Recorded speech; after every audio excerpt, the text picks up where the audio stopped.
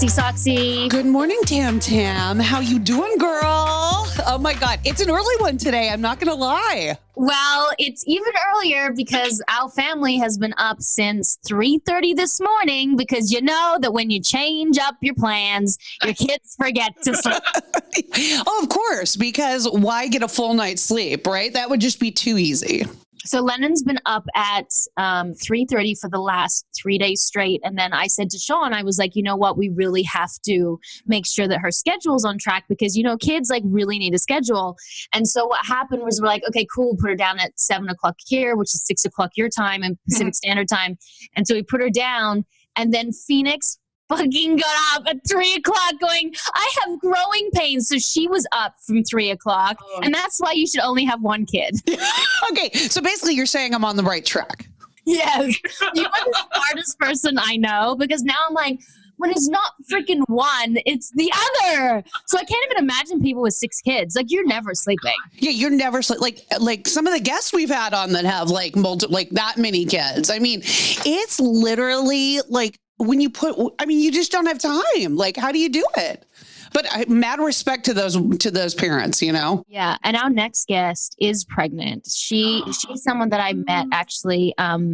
I think we met in those 2 trips. We met in New York City. We did like this campaign. We're ambassadors for a company. And I found out that she had the same birthday as me. And I've never met someone with the same birthday as me. So I was like, okay, I need you to be in my life. And a digital creator, a travel enthusiast, a yoga teacher. She created limitLES, not limitless, limitLES, because it was Lesley, so smart. Which are these trips that, for escapes for those looking for movement and purpose and adventure and change for the greater good. She's also a breast cancer previvor. I think I'm saying that right, which is someone who's a survivor of a predisposition to cancer, which resulted in a double mastectomy. And she's one of the most inspiring women that I've ever met. And she's young, which makes me so, I'm like, how can you be this inspiring and so young? Like, you should have a few more years on the belt. So we have Lesley. Woo! Welcome, Lesley. Guys, Tammin, what an intro. Can you just follow me around everywhere? Please. I can just be your little microphone being like, and here she is. She is one of the most inspiring women that I've ever met. The best hype woman ever. Yeah. Thank you. Thanks for having me on. Yeah. Thank you so much for joining us. Your road has been an amazing, incredible journey, and we want to talk about it today on our show. And we have some questions, and we just want to shoot the shit with you. Let's do it. Let's shoot the shit. Do it. My fellow Leo. Tammin mentioned in the intro that you are currently pregnant. Congratulations. Thank you. Thank you. So we talk a lot about pregnancy and motherhood on the show because Tammin and I are both moms with kids and, all the good things. So, we often talk about, especially with our guests, like their road to pregnancy and like the journey to motherhood.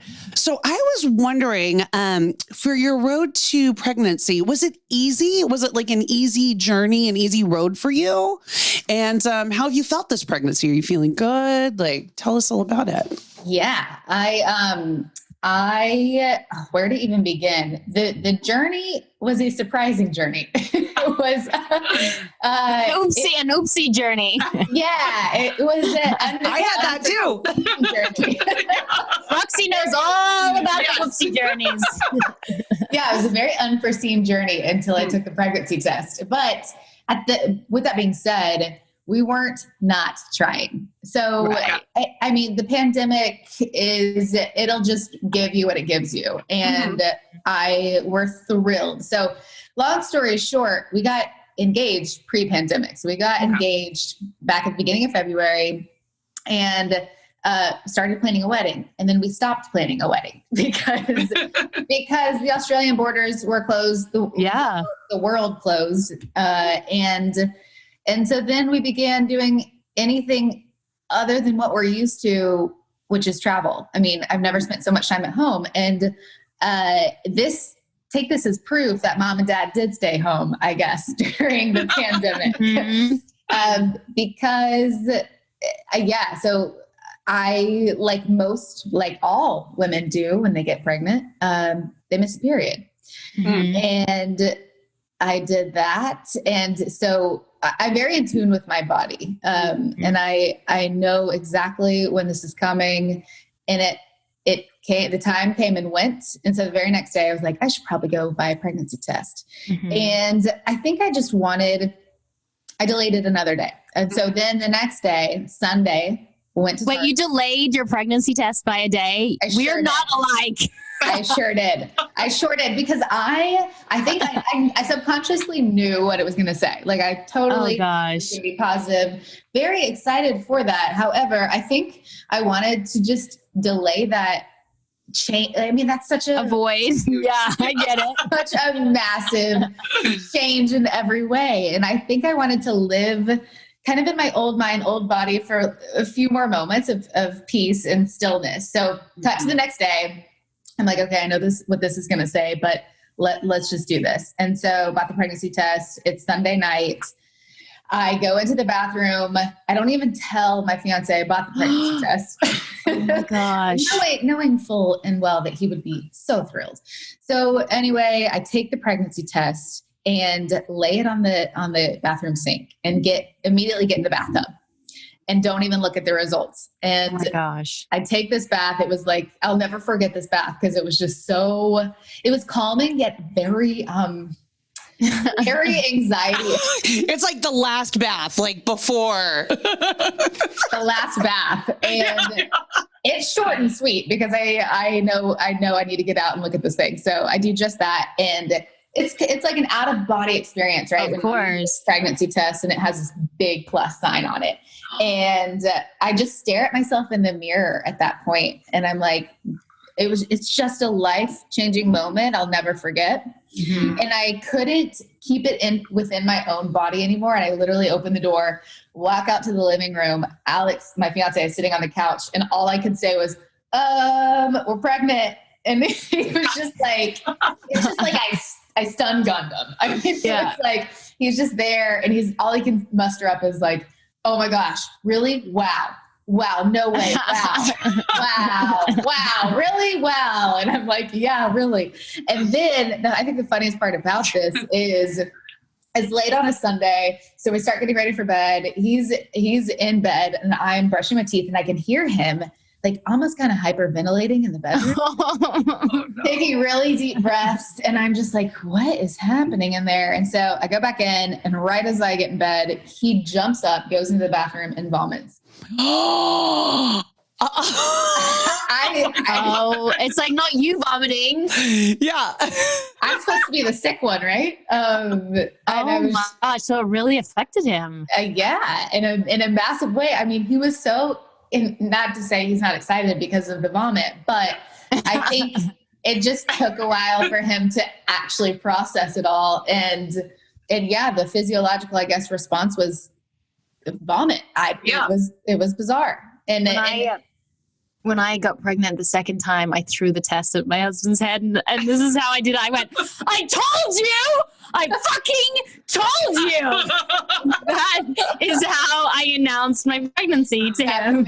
Oh my God. I fucking told you that I was fucking pregnant. The drama. I was like, okay.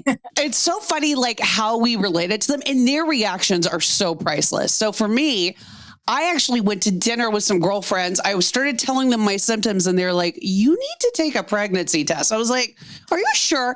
So we ended up going to my girlfriend's house. I peed on the stick right there with like my 4 girlfriends in the bathroom and we all just started I was like, oh my God, you guys. I'm like you do for me. Like Exactly.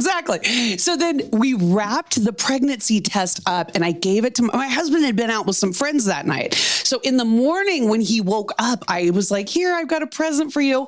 And he opened it and he literally, his reaction, he was like, it took him a minute to like process it. And he was like, it was like every emotion under the sun. Like he was a little bit like shocked, but then he was like kind of laughing, like nervously, and then was like, whoa, like shit, like this is happening. Like, how do you guys wait? I don't understand both of you. I don't, my husband's literally like holding the stick as I pee onto it and watching the line with me as the thing goes up. I mean, we are so freaking anxious people and like such control freaks. He's like in the place buying the test. I even peed on one in the car once. I was like so needing to know if I was pregnant that I peed into a cup in the car, guys, while he was driving. And then I couldn't get enough pee in the cup, so I literally put the test in my vagina. I was like trying to get more pee on the test. I was like, oh, because it's so expensive. They're so expensive. Yeah, they're not and cheap. You're like, and if it doesn't work, you're like, I've just wasted $22 on a pee test that doesn't work. So I had it in my vagina going, come on, more drips come out, please. Was this one a negative or a positive? That was, again, I've peed on so many sticks. I don't even know. But to be fair, I have been pregnant. We've had lots of miscarriages. So I've been pregnant a lot of times. Like I've been over a handful of times I've been pregnant. But I have peed on, I've kept them in business. I tell Loxy this all the time. Like, what is it? Plan, whatever it is. Oh, EPT or whatever? EPT. Yeah. It's not even an ad, but it should be. They should totally sponsor. They should sponsor her. Yeah, they'll make you like sexy times kits, like send them to you. They're like, it's time, Tammin. We need another. I don't know. I think you girls have got a lot of self-control, which is something I obviously need to. No, you know what it is, Tammin? It's avoidance. I think it's avoidance. Like, I think we were both like, do. Yeah, agreed. That's a good word for it. I don't know. I think kids, I was looking at your stories yesterday, I think it was, and you were like, oh, I'm so tired. And I thought, just wait. No. I actually didn't think that. It's because that's such a judgy thing for moms to think. Although I have thought that. But not with you, but in general. But I looked at your stories and I thought, oh my gosh, don't you and Roxy remember that stage when you're first pregnant and you haven't had the baby, and it's just so much unknown and anticipation and excitement and fear. So much nausea. It's just so much stuff, And I just looked at your pretty face and like you have the pregnancy like skin or, I don't know, maybe it's a filter, but it looks great. It looks amazing. And your husband is so on it with you. He like wants to take care of you and like bring you food, right? Yeah. That'll change. Yeah, exactly. Tell me my future. Yeah. But in response to your question, Roxy, I totally missed the morning sickness. I feel you did. Oh my God, not fair. The one time I almost threw up was when he was making a salmon during my first trimester, and I was like, no one wants the salmon in the first trimester. Salmon. We got to get out of the house. This is bad. Fish is no go. Yeah. But the fatigue is real. And especially in the first trimester, but even in the second, everybody's like, oh, your energy's going to come back. I'm still waiting for that. Okay, so it still hasn't come back for you because mine did. Like after that 14th week, I felt like, like a new woman, right? When you cross that stage. Yeah, I feel like it's right after lunch, and I don't know if this is just like getting into middle age or what, but it's like if it's pregnancy or middle age. But right after lunch, I mean, there is just this massive crash, and it feels like the first trimester all over again. So I don't know. I'm just grateful that I haven't had been nauseous. I used to make myself vomit because I was like, okay.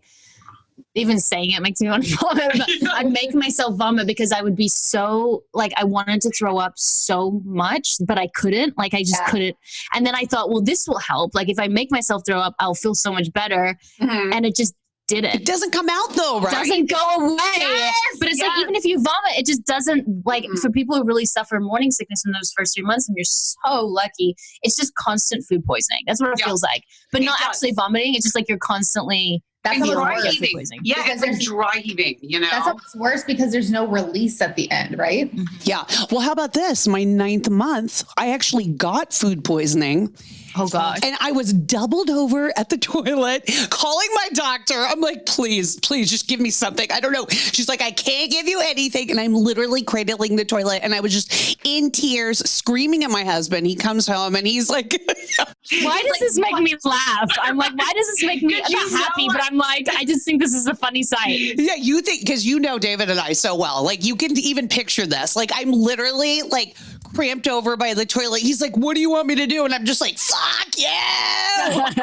Hate. But that is misery on a stick right there, is having food poisoning in your 9th month of pregnancy. You're huge, you're swollen, you feel like shit already. It's like, yeah, that's rough. But also, you bring up a good point. Why do we still constantly say 9 months? It's 10 months. It's 10 months. It's 10 months. Like, I just want to shout it from the rooftop. Don't shortchange us. It is 40 weeks. Yeah. Yes, we gestate for a long time. But it's still hard to process. Even in my 21st week, it's hard to process being newly pregnant and not having, with this being my first child. I don't know if it'll actually hit me until she's in my arms. But you guys tell me. I don't know. I just find it really hard to grasp still. My second baby, because I'd had so many miscarriages between them, I did not connect to her at all.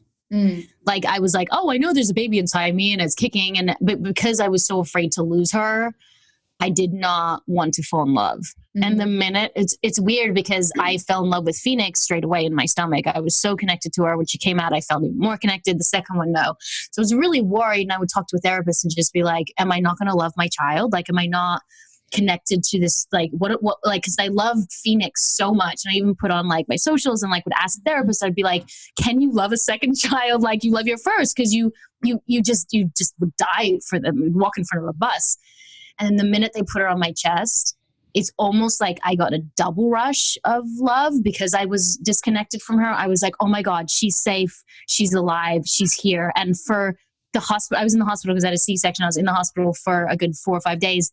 I just stared at her. Like, I was like, just stared and licked her and bit her and smelt her. And like, I was just like, I wouldn't wash her for 4 days. You're supposed to for not a couple days, because it's like good for their skin. But I would just like, it was mesmerizing. And I think it was because I didn't want to feel anything.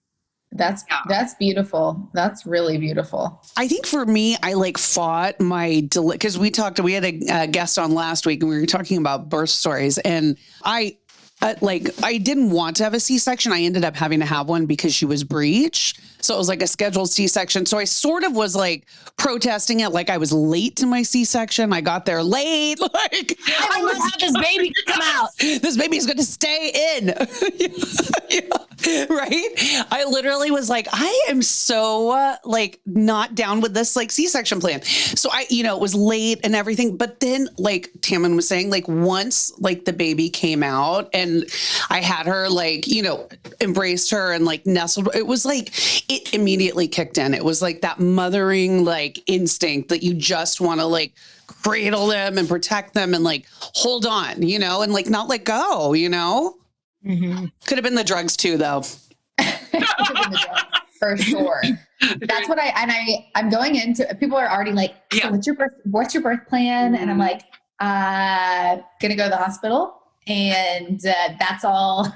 I don't really want to go in with, these high expectations and with this plan in mind, because I've heard time and time again that more often than not, it is going to go the complete opposite of what you think is going to happen in your mind.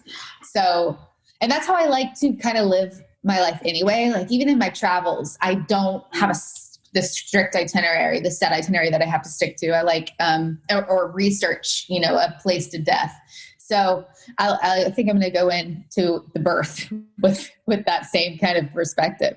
It's a wonderful thing to do, because I feel like when you have such a strong opinion on how you're going to birth your child, and we just talked about this in our last episode with Dr. Berlin, you feel like an utter failure because you feel like you didn't have control over the situation, and because it didn't go as planned, then you're at fault. And there's an incredible amount of shame and guilt that goes with that when you're so steadfast on like one road, and you can't deviate from that. And what happens is, like a lot of us, like we have spent years like, feeling like we birthed our babies in the wrong way.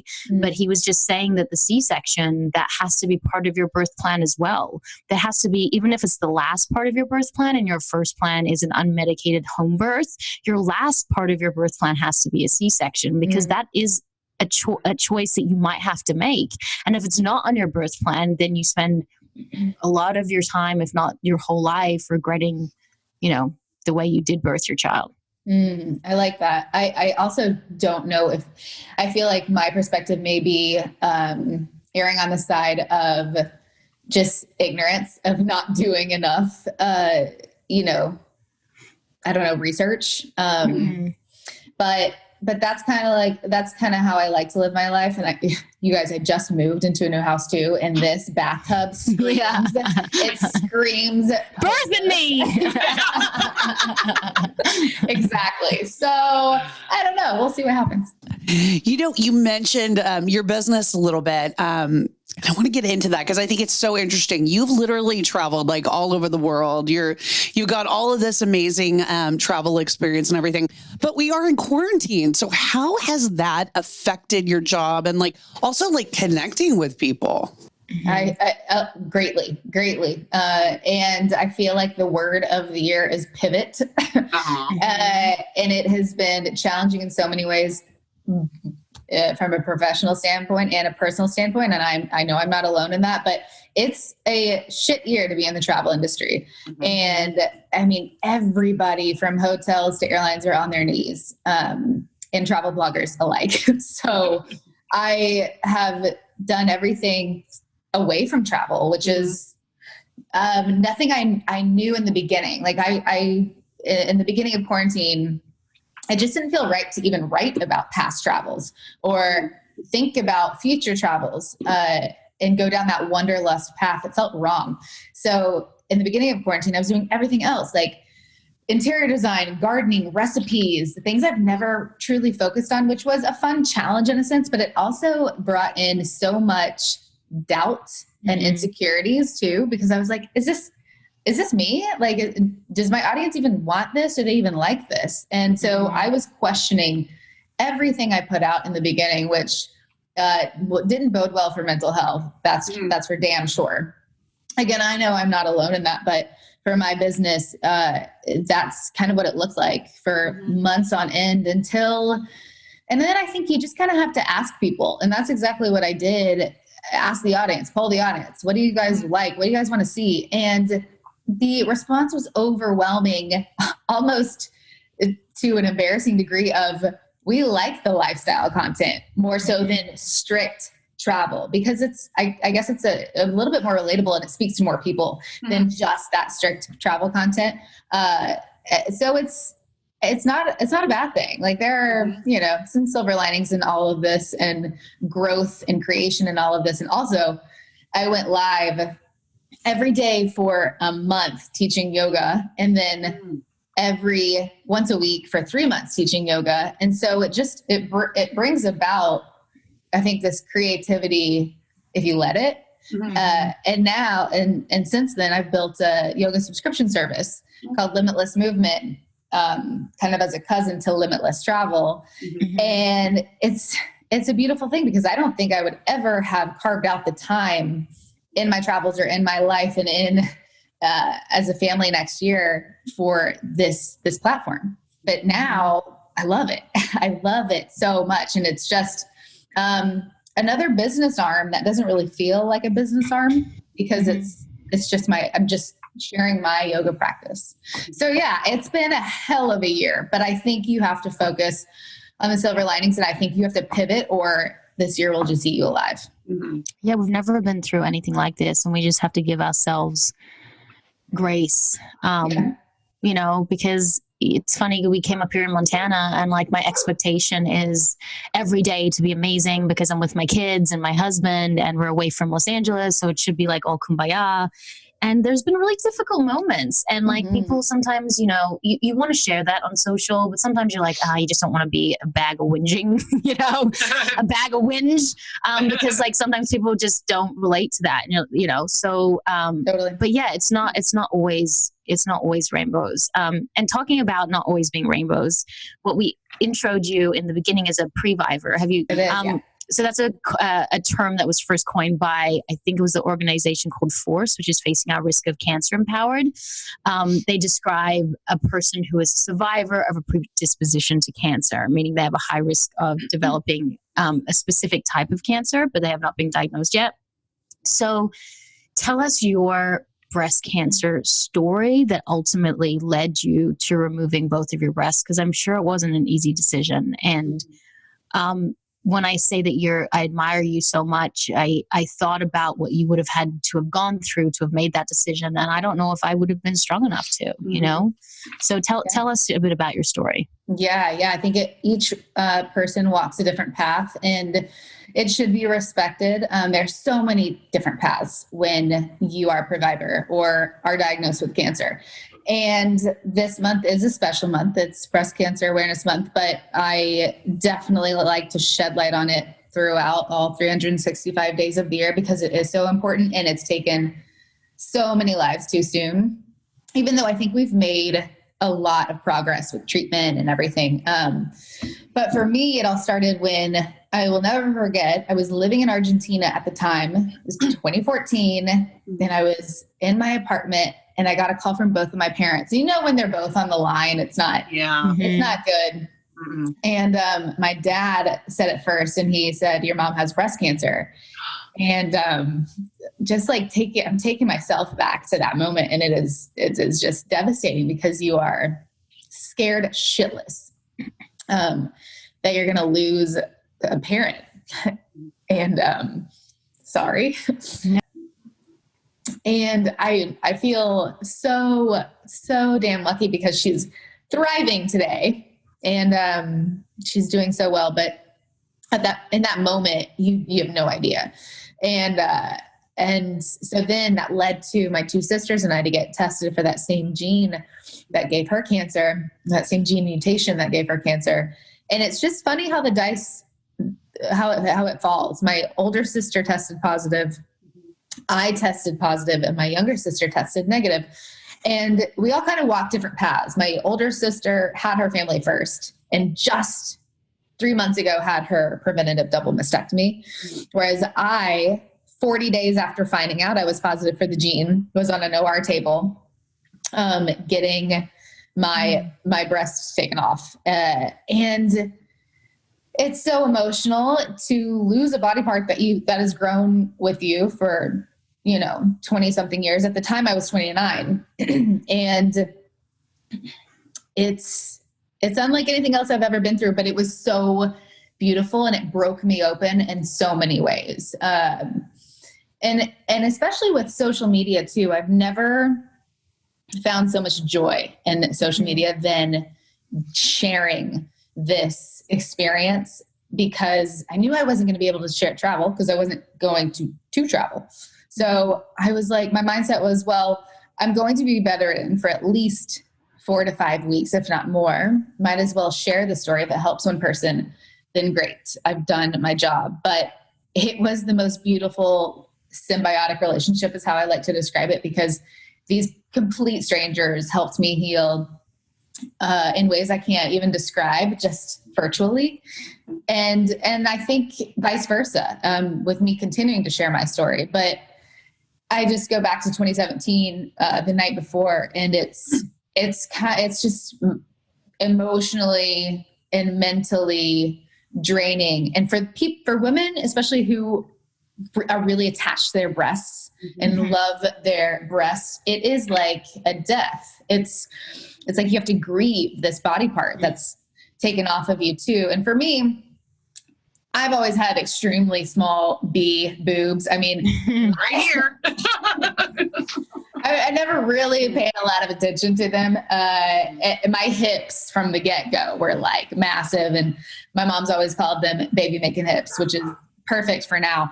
So those are always the center of attention for me, of like, she had to find like elastic waistband jeans growing up, et cetera, et cetera. So anyway, I think I missed, that whole grieving situation because I was never super attached to my breasts, and my whole silver lining in the whole thing. I mean, I truly think you always have to look for that. And I'm an optimist. So like, pandemic, what's the silver lining? Okay. Double mastectomy, what's the silver lining? And I talked to my plastic surgeon, and he was just like, okay, what are you thinking? Do you want reconstructive surgery? You know, how big or small do you want to go? And I was like, you know what? Screw it. Let's go a little bigger. And why not? If I have to get my breast taken off, let's try a whole new body type. Which you got a triple D. No, I got a 34C, and it was like a whole new world. It's a whole new way of dressing. Yeah.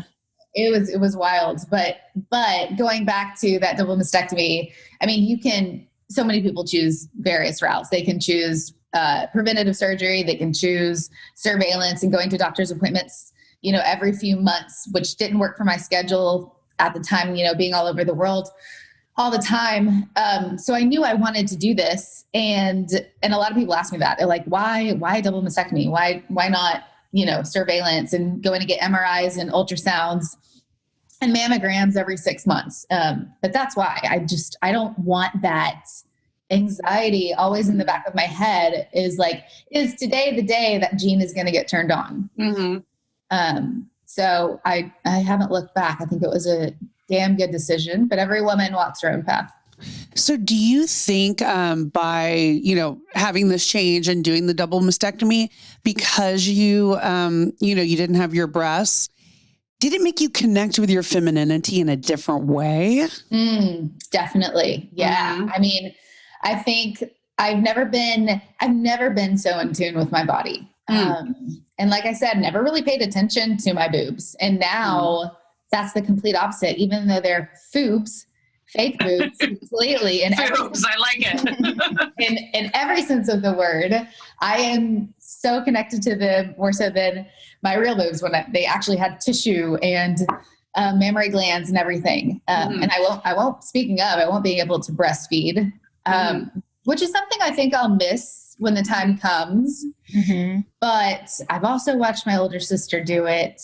It looks painful as hell, but it's hard. Yeah, it's really hard. It looks hard. And I admire the women who do it. And I think I will miss it when the time comes. But I know formula fed babies are, you know, grow up to be just as great. Yes. And the thing is that you know that you can't breastfeed. I think what's harder for the woman is when you want to so badly and you're like, well, what's wrong with my breast or my body? I can't breastfeed. Like, what a failure I am. I mean, I tried with both my kids. I made it for 3 months. I did everything to the point of like, I was like, I'm going to have to stop for my mental health or I'm going to actually lose the plot. But at least, you know, like, I think you have control over that, knowing, okay, this is the path that I'm going to take. And this is what I'm going to do.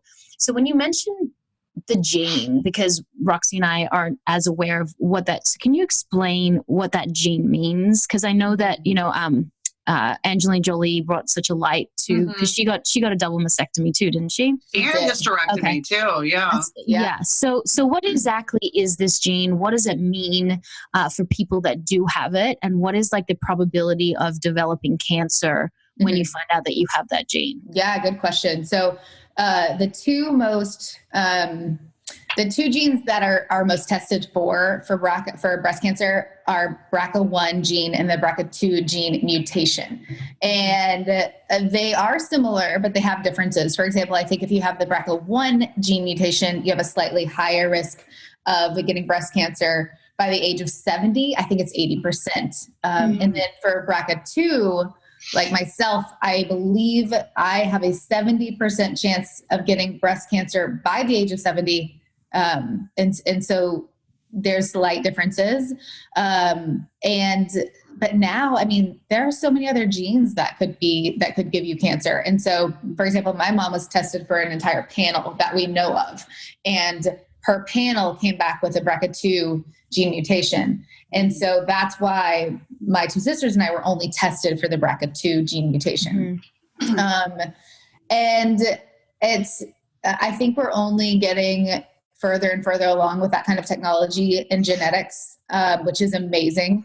But at the same time, you can get I'll never forget it. I walked into my genetic counselor the very first time I got tested for this gene. And she was like, you can get breast cancer from one of three ways: genetically, from the environment, or from bad luck. And so I really look at my younger sister who tested negative for this one gene mutation that she was tested for, but that doesn't mean a lot. I mean, she could be the one who is diagnosed one day with breast cancer from the environment, from bad luck, from another gene we don't know about yet.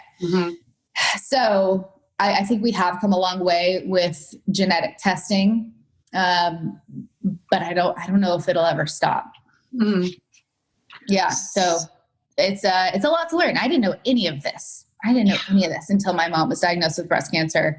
And it's interesting because her father gave her the gene. And that's a big misconception. A lot of people think just women can carry this gene. But her father gave her that gene mutation, and then she passed it down to all of us. And I know she carries so much guilt for that, which is going to be interesting. I am anxious to know if my baby girl, carries this gene mutation as well. But I tell her time and time again, because I'll never forget it, when I called her to tell her that I was positive, just immediate tears, just so much guilt. But I like to flip it on its head, because had I not known this, had it not been for her, I would have never, I may never know. And I could get, breast cancer next year, 10 years from now, 20 years from now. So I think knowledge is truly power. And because we knew from her, I can do something about it. My older sister can do something about it. And it's a beautiful thing. So what advice would you give to somebody who might be at a higher risk for cancer, or even somebody who is newly diagnosed? That's a good question. Newly diagnosed, I think the best thing you could have is a good, strong support system. That helped me in so many ways, from, close family to complete strangers on the internet. And there are beautiful people. There's a beautiful community online that you can talk to and share your story. And I truly think sharing brings us together like nothing else. I think human suffering is something everybody's felt. And in a weird way that connects us all. It humanizes us all. And for other people, I get asked that so many times. They're like, how do I even get started? Maybe they were adopted, so they don't know their family history. Or maybe they have an aunt who had breast cancer, or, somebody on down the line who had breast cancer. If you have any family history, I think the perfect way to start is seeing a genetic counselor, but that may not be available in your immediate area. So talk to your gynecologist. Also, myriad.com, it has a plethora of resources. I will never forget getting my results, first of all, from a phone call, but also in the mail. And I got it from Myriad Genetics, Myriad Oncology, who I will never forget, it had in big red bold letters at the top, you're positive for this gene mutation. But their website, for anybody who wants immediate information, their website, myriad.com, MYRAID, has so much information. You can even go look at your risk score yourself. So for 10% of the population, about 10%, it's known that that's the genetic, those are the people who have genetic predispositions, but the other 90% isn't genetically predisposed. It could be the environment, bad luck, whatever it may be. And so you can go get your risk score right then and there from Myriad's website. If you want to get tested, they can also send you an at-home test, which is amazing, because even if you're not covered by insurance, this test is somewhere around the $150 mark. So it's pretty affordable, and it's amazing what 2020 has brought us in terms of technology. Is this gene only something, and forgive me if this is ignorant, only in women, or can men have it too? Men can definitely carry it. Yeah, can definitely. And it just, it materializes in different ways too. In men, for example, my grandfather passed down that gene mutation to my mom, but it materialized in him in throat cancer and head and neck cancer. So that's what he passed away from. So other men, I think it materializes into pancreatic cancer. Oh my gosh. If I'm not mistaken. So it looks different. It can look different in men, but that's a massive misconception. And it's funny because I put on my blog a big pregnancy blog full of frequently asked questions before I announced the gender. And I talked about my BRCA gene mutation and how I was anxious to see if my baby carried that gene mutation. And so many people were like, oh, it's a girl, because you basically just gave it away. But that is not the case. I mean, that is men and women alike can carry the gene. Well, I think people also don't realize that men can get breast cancer also. Absolutely. Yeah. It's definitely something that men should be, aware of as well. Yeah, it can materialize as breast cancer or another form of cancer in men, for sure. Yes. And everyone should feel their boobies, especially this month. I mean, they should do it all the time. Yes. I like to feel your boobies, Roxy. I like to feel your boobies. And on a Saturday night, feel your boobies. How are you going to feel them if you're all the way in Montana? I know. That's why I have to come back just so I can feel your boobies. I love that you brought that up. Right? It's all about feeling your boobies because, I mean, you should do it all the time anyway, but particularly this month is Breast Cancer Awareness Month. So yes. What are you feeling? Okay. So what are you feeling for? Because for me, I'm like, well, especially when I was breastfeeding, I said to Sean, I was like, I think these are lumps in my breast. And he's like, they're just hardened milk, because you do get that like mastitis. But I didn't think about my breasts as much as I did when I was breastfeeding, and I was touching them and I was looking at them, and it was lumps. And then, that was obviously milk that you had to like massage out through the nipple.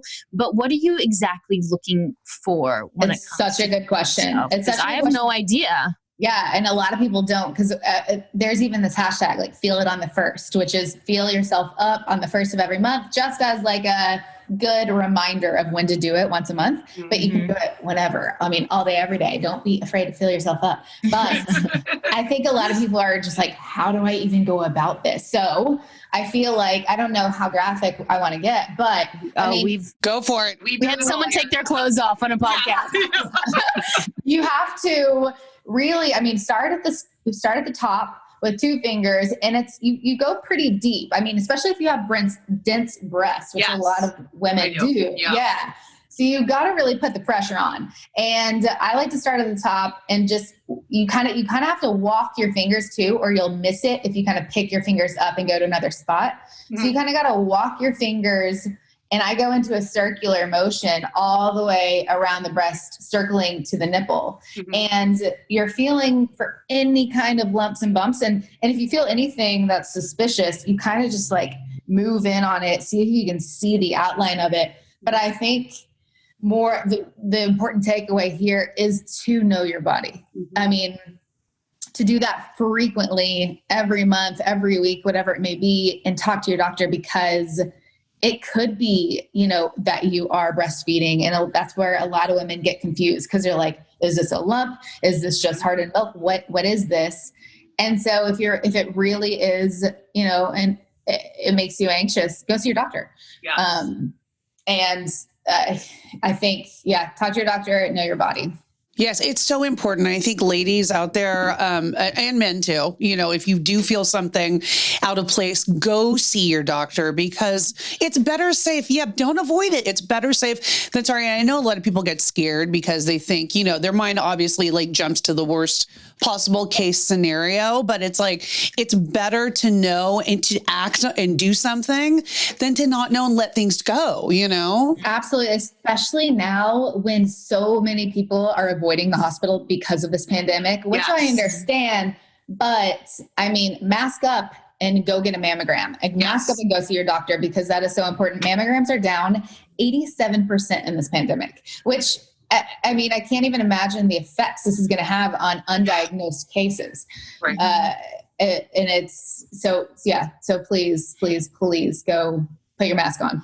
It's funny because you know, like you were saying about avoidance when it came to your baby, I feel like, you know, what you were saying, just in general, when it comes to anything medical, I mean, I know even if I have a sore tooth, I waited a year to get a filling. Isn't that insane? Wow. Yeah, because I was just so not wanting to know. Like I've had one root canal on my tooth, and it was so painful, and it took weeks for me to like feel better. So it's that avoidance thing.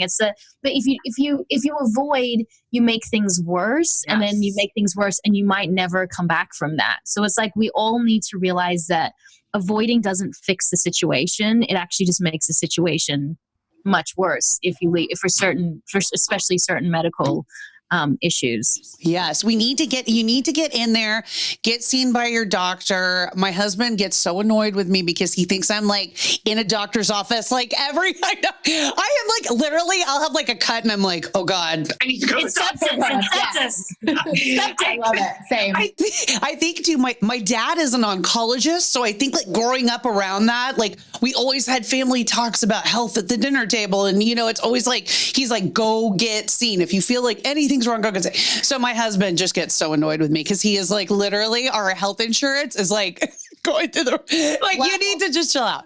I think that's awesome. But for those who just avoid it and are so scared by it, that is why I will always be an advocate and share, because I love nothing more than getting emails or DMs being like, because of you, I went to get tested. Because of you, I got this surgery. And it goes all over me. Like it brings me to tears. It's the best thing. It's saving lives. Yeah. Yeah. I just thought like even this podcast, if just one person goes and gets checked and you've saved one person's life, then you're doing the right thing. I mean, we all know somebody who has been affected by this disease. It is so prevalent. And so I thank y'all for even like touching on it. Yeah. Oh my God. Well, we don't have that much time. So we have to talk about, now that we've talked about something that's so important, we have to talk about things that are so unimportant. like, I didn't even know. Roxy last night texted me and she was like, do you know she was on The Bachelor? Because Roxy loves The Bachelor. And I was like, no, I didn't, because I've never seen an episode before. And she's like, no, we must ask her about this because it's like my favorite show. Balance. Life is about balance. We got to talk about the important stuff and then The Bachelor for sure. I mean, we have to cover all bases. Wait, so well, people might not know you are a Guinness Book of World Records holder for the longest on-screen kiss with Bachelor Sean Lowe. Put it on the resume. How long was it? Yeah, how long was it? Tell us. I think it ended up being just over 4 minutes, I want to say. But how do you breathe when you're kissing somebody that long? Breathe with your nose, Roxy. But we have to put a mask over your nose. But then you're in a full face sweat, and it's not a good look for anybody. And what's terrible is that to be in the Guinness Book of World Records for world's longest on-screen kiss, your lips cannot separate. And so I think in the beginning we were trying to, make it sexy and flirty and fun. And in a make-out, your lips separate. So we had to start all over. And by this point, we're just like full body sweat. Our faces are sweating. There's a crowd on Hollywood Boulevard. We're like, why? My parents are going to see this. My dress is riding up my ass, and there's a camera right there. But you know what? I think this was back in 2012, okay. And now I think it was I want to say it was Bachelor Australia who broke our record, and like who knows who? Of course we did. Yeah, you sure did. Yeah. So okay, you have to rate the kiss. How was Sean Lowe as a kisser? It must have been 4 minutes. It must have been pretty good. For that kiss, it was like in the negatives because all we could do was this. I'm really confused because I don't watch The Bachelor. So I'm really confused. So you knew that there was a Guinness Book of Records, and you wanted to beat it? Like, I don't understand. So you're going, okay, so we have to beat 4 minutes. So everyone, like, I don't get how this works. I'll take you through the day. So we are all corralled down to the living room by Chris Harrison, who is like, oh, there's a date card. And we're like, oh my God, who's going to get it? And somebody reads off the date card and it has my name on it. And it says something, there's like some cute little pun, like something about breaking records. And I'm like, oh, what could it be? So I get dressed we get in this limo, and we're heading from Agora Hills, where the Bachelor Mansion is, all the way to Hollywood Boulevard, and get out in front of the jank Guinness Book of World Records. It's like we go inside, and it's just, one of those museums where you're just like, I can't believe they kind of spent money on this. Like, why? I also can't believe this is a Bachelor date, but yay, here we are. Put a smile on, like, just at that point, just excited to be with him, because you get no time. You get no time with him. Really. You got 4.5 minutes of really good time. Lucky me. You made it work. But at this point, we're walking around the museum, and we're looking at, all the records, and we still have no idea what's happening. I'm sure he does, from production. But so we get to this curtain, and, Chris Harrison comes out, and he's like, okay, now for the big, finale, you will be setting the world record for world's longest on-screen kiss. And I'm just like, shit, my dad's going to see this. And that's fine. And then we go for it right there. And there's this like legit guy from Guinness Book of World Records with a plaque and everything. Oh my God. And then we make it happen. And then we have dinner that night on the rooftop of the Roosevelt Hotel. Okay. Magic. And then my best friend from the show, is proposed to, and then I am a bridesmaid in their wedding. And it's not awkward. It's not awkward. Was it? I know. I was going to say, how awkward was that? It's really not. Like, at this point, it feels like ancient history. Honestly. And they're so happy. I mean, he still to this day is the only Bachelor who is still with his first draft pick.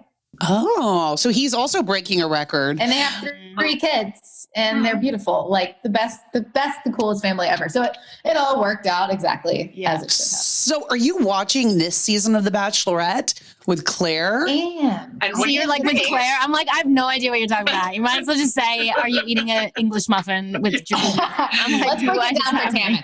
What are you thinking about this season? Well, Claire and I were on Bachelor Winter Games together a couple years ago. And so we got to become good friends then. And I love Claire. And I think she is fierce. Y'all, she is like fucking fierce, and it's great.